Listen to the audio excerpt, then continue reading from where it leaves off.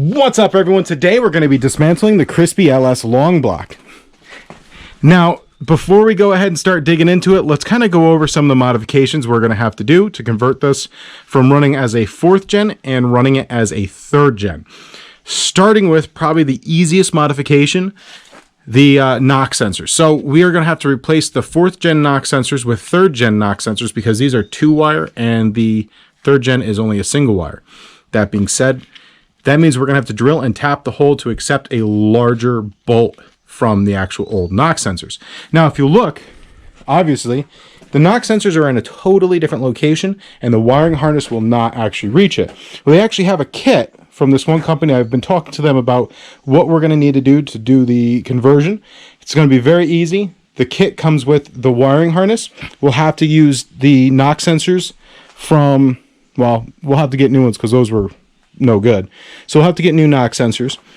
As far as the reluctor wheel on the crankshaft, we have several of the 3rd generation crankshafts kicking around. So we're going to go ahead and switch the crankshaft from the 4th gen into the 3rd gen. Once we do that, we'll be able to go ahead and just plug the wiring harness in like normal. We won't have to get the little box to convert the signal over, which is great. I like simplicity when it comes to the electrical system. We don't need more controls in the line if we can help it. As far as the front of this, there's in the kit from that comes with the knock sensor wiring harness, will come with a new timing cover. It comes with a new cam gear. It comes with everything we need to convert this to the 3rd gen. Pretty straightforward. The kit's not that expensive, and if you can only get a 4th gen, you have a 3rd gen, it's a very quick way to do what we're doing here. So that's all I have for what we need to do for modifications. Now let's go ahead and see what this thing's hiding underneath the rotating assembly.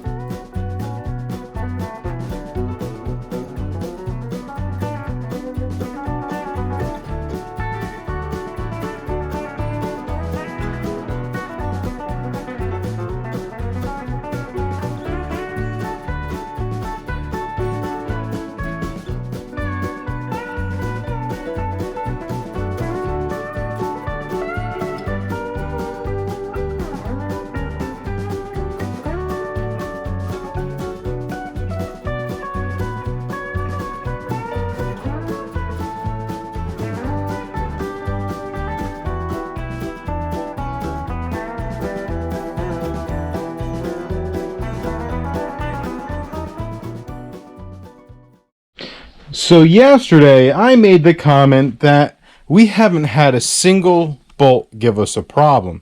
Well, I had to go and jinx myself because today we've had 3 of them. Not that they were broken off, it's just they were completely rounded off. So all I did was just weld a nut on them. You see right here, this one was the only one that I went to go take off and it just actually sheared off. So throw another nut on there and give her another shot. Hopefully she comes out and we can finish dismantling this engine. At some point my battery did die, and now I have you on a battery charger pack, so hopefully it doesn't do that. So yeah, really good solution. You're gonna have to replace the bolt anyways.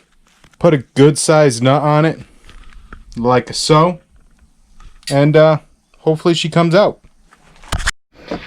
Awesome, guys. Now that I got all 3 of these stubborn bolts out, I figure I'd give you a quick little lowdown of what I did. So if you saw, I used a little punch right here to give a nice center. Drill a 1/4 inch hole about 3/4 of the way through the head. That gave us more of a surface area for our weld to grab instead of just the surface of the head. Now, that also allowed us to put more material on it. allowing you to put more heat. That right there is a good way to get these stubborn bolts out. So they're out. They're junk now, but they're out. So I did a video not too long ago. Actually, it was probably fairly while now. I'll put a link above. How to remove these with the appropriate tool, not with a pry bar. You don't want these things to get, you know, a little bit lackadaisical when they're coming out. So I'm going to go ahead and remove these caps out, and then I'll go ahead and we'll pull these. We'll kind of go over what we have. I think we're all going to be pretty good. I did go ahead and mark these numbers like 1 through 8, so future reference, or have them in order. They should be nice and organized, but, you know, just in case something happens. Now then.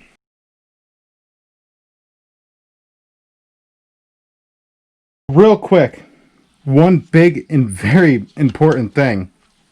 Not all of them have marks on them. Most of them do. But you have to make sure that these go back together the way that they come off. Very, very important. These are not machine edges. They are shear edges. So these things are made while in one piece and then broken apart. So if you go ahead and put these in the wrong direction, you can cause some serious damage to them. So just remember that. So we have standard bearings in here. And, oh man, what a shame. Those things look beautiful. There's barely any wear on these.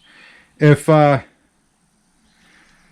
this crankshaft's actually in really good shape. It's a shame it's a 4th gen, and we really need to make sure we're running with a 3rd gen. It takes a lot of the complexities of getting the conversion out of the way. So let's go ahead, get these things out. Remember, put these back exactly how you found them, just for your own sanity.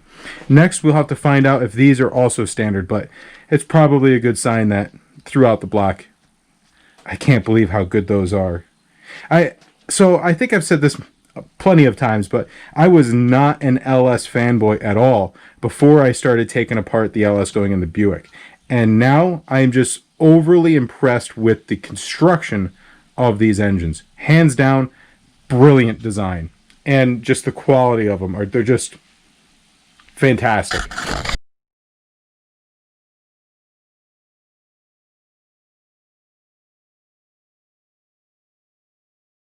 Okay, I promise I'll stop talking shortly. So this was cylinder number 1. And remember I had said cylinder number 1 and cylinder number 8 had some water in it, and it actually had seized these rings right onto the actual the piston. They look like they had a little bit of carbon buildup, but you can actually see a little bit of the I don't want to say corrosion quite yet, but it is kind of it's oxidation. There's nothing in the cylinder wall that indicates there's a problem, but this could have been low compression issues down the road, all kinds of a can of worms if we had lefties. Now we are going to save these actual rods. We might even save the pistons, but as it stands right now, there's a good chance that we'll end up doing something a little crazy with the 6.0. I'm floating the idea of having the 6.0 going in the Buick being a stroker. Haven't decided yet. It kind of comes down to the dineros at the time we do it. So don't hold me to it. We'll see what happens.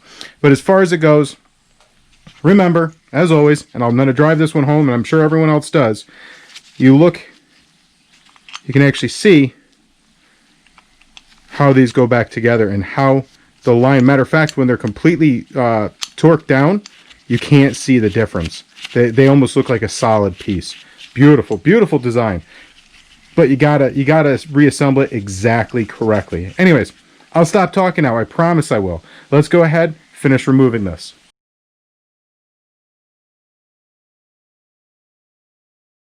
Okay, guys, this is why you gotta be very hesitant on buying any type of fire damaged car or water damaged car, because that is contaminated oil.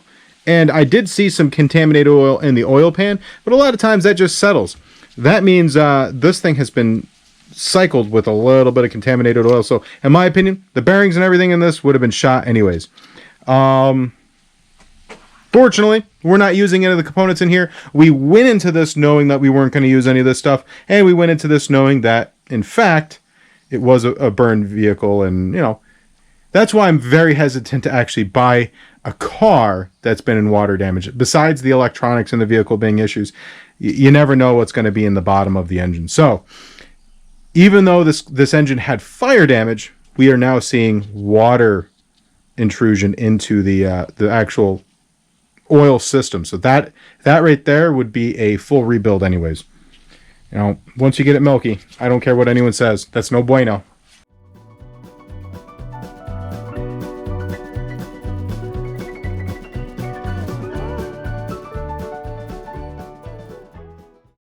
And here's what a set of rings should look like on one of these. They're nice, free floating. They're not compressed right to the cylinder. So yeah, if it wasn't for a lot of little things like, you know, it being Gen 4 and we need to switch it over, you can actually use the Gen 4 pretty much everything but the crankshaft in a Gen 3 block. So these are still worth saving because the Gen 4 rods are they're very hefty. They're very, very hefty. Gen 3 is wimpy. So we could actually save these for, say we pick up a Gen 3 5 liter or 5.3 liter. We can use these right here in a set of like Summit Racing pistons or something like that and drop them in there. It's a good way to save a few dollars and still be able to make 800, 1,000 horsepower off of it or more. I mean, I think I was watching something, someone made like 1,200 horsepower off of just the stock rods, which, I mean, he did it like once or twice, but still, if you want to go ahead and feel a little bit dangerous, you could do it. It can be done. All right.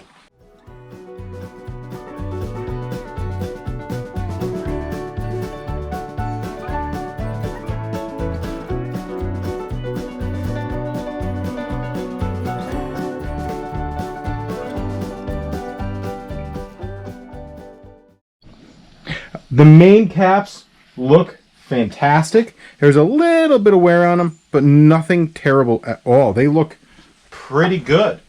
I mean, just take a gander at that, guys. I don't know how well you guys can see it. Look at it. Look at it. It's beautiful. I'm just kidding. So there was a little bit of sign of water intrusion into the main, but nothing really too terrible. The crankshaft, I did a video on how to actually make sure your reluctor wheel is good. I'll put the link in the little doobly-doo and the thing above. But yeah, we have a pretty good start for a block, and it won't be too hard to convert it over to Gen 4, and we have a lot of the parts we're going to need. The next step for this block, of course, we have a few sensors left on here. I'll go ahead and pull them off, but for it being in a fire and water being inside here, yeah, I would, hands down, we would have had to replace the bearings. I don't like bearings with yield water in it. Terrible. They're garbage. Throw them right where they belong. But this crank is, other than that, pretty good shape. No damage to it whatsoever. So what I will do with the crank is I will find a nice place to put it, and I'll probably sell it because I have no interest in a 4th gen crank. None. There we go. It's now nice and safe. Boom. I will put that somewhere a lot more safe than that because I know I will knock that over and it will be junk. But yeah, I would recommend checking out how to check your reluctor wheel. You will need a few very precise implements, but yeah, worth the time to make sure, because if your reluctor wheel's a little catawonkus, then yeah, you're gonna have a really hard time getting the spark right. So there we are, guys. The verdict is, well, everything seems really good, actually. I'm very pleased with it. We'll get this down to Dan. Dan will get the final word on what our plans are with it. And I am very tempted, guys. I am very tempted to do some type of stroker for that. Like I said, depends on the time, the money, and all that fun stuff. But this is the long-term project. Oh, speaking of pointing over here, a good portion of the suspension components came today from Rock Auto for the satellite. Wow, I have so many cars here. What's going on? Yeah, so this is the satellite, and then I actually did a little bit of hunting today and found the wiring loom for the 4th gen. Well, the 6.0 4th gen. We're not using this wire loom anyways, so I had that in cold storage. Dug that back up. I had to find a better home for that right now. And if we come over to the dark over here, a big thank you to Sean for hooking us up with some parts that he had down at his house from the satellite. So we have the full brake situation, and yeah, things are moving along. We still have some suspension components on hold. I need to get a longer hose from this so I can use my air compressor, and I feel like I'm missing other things, but at this point we need to disassemble those heads, get them down to Dan so that we can, work on them a little bit with them clean. I like to work on the heads when they're clean. So we'll bring the heads down to Dan. They'll get washed at the same time as these and these. These are going to get reassembled, slammed onto this, and yeah. Oh, and even though, like, the cam bearings look pretty darn good, I would actually make the argument that if there was no water intrusion into the engine, I would be happy to gauge them out, make sure they're right. But they look right. I don't see any marring on them, so you could have gauged them, probably would have been fine, and just thrown a new cam in it. But they're fairly inexpensive. Just pull them out, put new ones in, and quite honestly, with the water intrusion, I just don't feel comfortable using the cam bearings over again. And I respect sloppy mechanics. If you don't look at the bearings, then they're fine. So I do respect that. Just with water intrusion, I just don't feel comfortable reusing them. So pull them out, and all new bearings throughout the block. Just because this is going into a quick slap together build like the 81 Ram doesn't mean we can't use this in something down the road. If we go ahead and put a Mopar engine back in, maybe we want to boost this down the road. So we're going to go ahead and build this with the intention of doing something greater than just dropping it in the 81. We already have these things starting on the path for boost. So that's one of the reasons why I like the 317 heads. They have such a large combustion chamber. You get a lower compression, which makes engines happy under boost. It gives you that little safety net, so when you maybe do something a little bit wrong during tuning, the thing doesn't just eat itself. But anyways, that's all I have for you guys today. I hope you enjoyed. I'm very happy that, other than we need to go ahead and do some severe cleaning on this block and then get this down to Dan. I don't think I'll record videoing or taking the scale off of it. I already did that with that engine. If you want, I'll put that in the little description down below and a little icon above. But if you want to watch it, it came out really good. That's a beautiful block. I'm very excited about putting that inside the GS when we get everything kind of going. But now that I've been talking for 100 years, I am going to go and take a shower and have a beer. So remember, keep her shiny side up and enjoy the rest of your day. God bless.